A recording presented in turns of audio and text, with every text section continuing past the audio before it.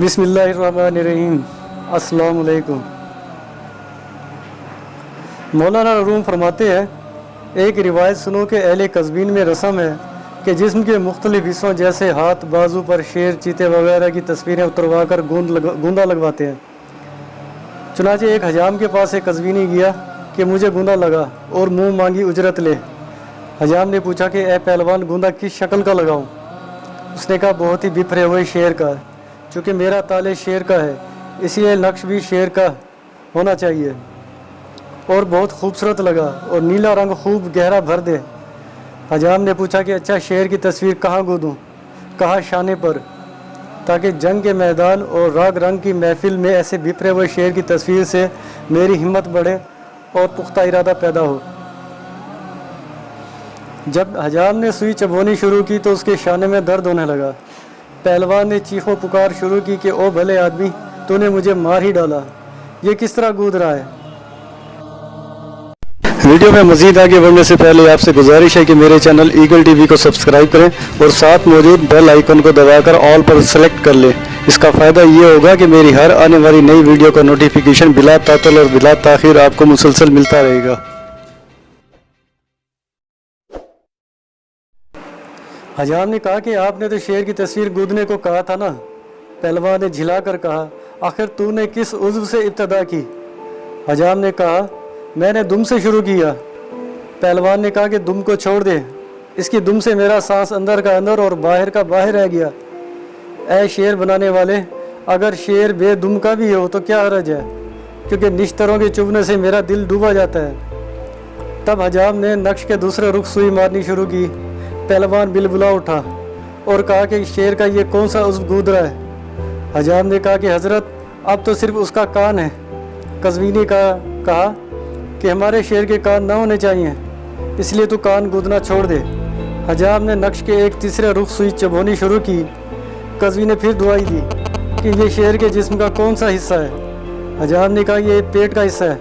पहलवान ने कहा, मुझे शेर के पेट की भी ज़रूरत नहीं, क्योंकि खुद मैं पेट के दर्द से मरा जाता हूँ। अगर शेर के नक्श में से पेट निकाल भी दिया जाए तो क्या हर्ज है?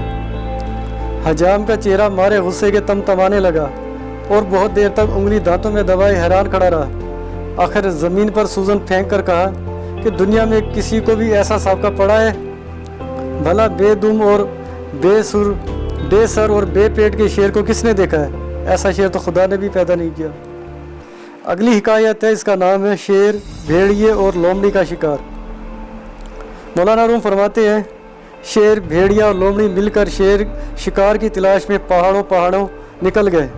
अगरचे शेर नर को उनकी हमराही से शर्म आती थी, लेकिन कुशादा दिली को काम में लाकर साथ ले लिया।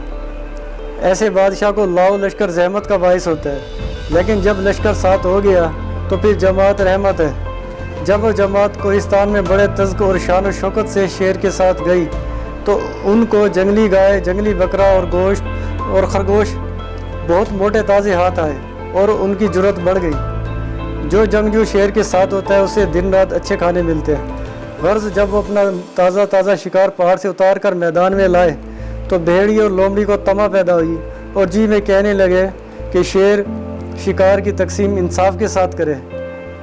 उसका तमा का अक्स शेर के दिल पर भी पड़ा और वो उनकी नीयत ताड़ गया, लेकिन इस बात को जाहिर ना किया, मगर अपने जी में कहा कि भला रे भिखारियों, मैं तुमको इसकी सज़ा दूंगा।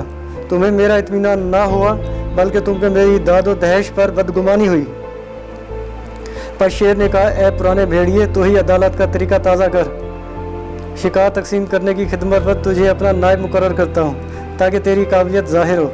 भेड़िए ने कहा कि ए बादशाह, जंगली गाय तेरा हिस्सा है क्योंकि तू भी बड़ा है, और बकरा मेरा, क्योंकि बकरा बीच रास का शिकार है, और खरगोश बेखट के लोमड़ी को दे देना चाहिए। शेर ने कहा, ए भेड़िया, तू इसका जवाब दे कि मेरे सामने तूने अपने आप को हम और मुझको तू कैसे कहा? भेड़िया कौन होता है जो मुझको बेमिसल बेनज़ीर शेर के आगे खुद भी नहीं करे? फिर उसे आगे बुलाया और जब वो सामने आया तो एक पंजा मारा और उसे फाड़ डाला और कहा कि जब मेरी हुजूरी भी इसकी खुदी को दूर न कर सकी तो ऐसे को वहाँ मारना चाहिए जहाँ पानी न मिले। इसके बाद शेर ने लोमड़ी की तरफ रुख किया और कहा कि खाने के इस शिकार को तकसीम कर। लोमड़ी आधा बजा लाकर गोया हुई कि ए शाह जीजा, یہ موٹی گائے تو حضور کے صبح کے خاصے کے واسطے ہے، اور یہ بکرا دوپہر کی یخنی کے لیے ہے، اور یہ خرگوش بھی شام کو حضور کی ٹھنگار کے کام آئے گا۔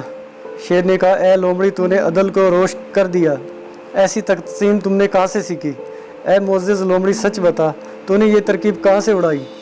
لومڑی نے عرض کی اے جا پناہ میں نے بھیڑیے کی حال سے عبرت پکڑی۔ شیر نے کہا کہ جب تو نے ہمارے لیے اپنی ذات مٹا دی تو یہ تینوں شکار تو ہی لے جا۔ اے لومڑی جب کہ تو ہماری ہو چکی تو ہم بھی تیرے ہیں اور سب شکار بھی تیرے ہیں، اب چاہے آسمان ہفتوں پر قدم رکھے سب منظور۔ تو نے ذلیل بھیڑیے کے انجام سے عبرت پکڑی، تو لومڑی کاہے کو ہے؟ تو میری شیر ہے۔ لومڑی نے خدا کا شکر ادا کیا کہ مجھے بھیڑیے کے بعد بلایا گیا، اگر پہلے مجھ کو حکم دیتا کہ شکار تقسیم کر تو جان کیوں کر بچتی۔ بس خدا کا لاکھ لاکھ احسان ہے کہ اس نے ہم کو اگلوں کے بعد پیدا کیا، اور ہم نے گزشتہ قوموں پر خدا کی سزاؤں کو سنا تاکہ ہم ان اگلے بھیڑیوں کے انجام سے آگاہ ہو کر لومڑی کی طرح اپنے درجے کو مد نظر رکھیں۔ حضرت رسول برحق صلی اللہ علیہ وآلہ وسلم نے اپنی حدیث شریف میں ہم کو امت مرحومہ اسی لیے فرمایا کہ اے بھلے مانسو اگلے بھیڑیوں کی ہڈیوں اور اکھڑے ہوئے بالوں کو دیکھ کر عبرت پکڑو۔ عاقل آدمی جب شاہوں فرعونوں اور قوم عاد کا انجام سنتا ہے تو اپنے دماغ سے غرور و نخوت کو نکال دیتا ہے، اور اگر اس کے باوجود بھی اس کے اندر سے غرور و نخوت دور نہ ہو تو دیکھنے والے اس کی گمراہی سے سبق لیتے ہیں۔ دوستو اس ویڈیو کو لائک کریں، سوشل میڈیا پر اپنے دوستوں کے ساتھ شیئر کریں، اور مجھے اجازت دیجیے، بہت جلد ملتے ہیں ایک نئی ویڈیو کے ساتھ، تب تک کے لیے اللہ حافظ۔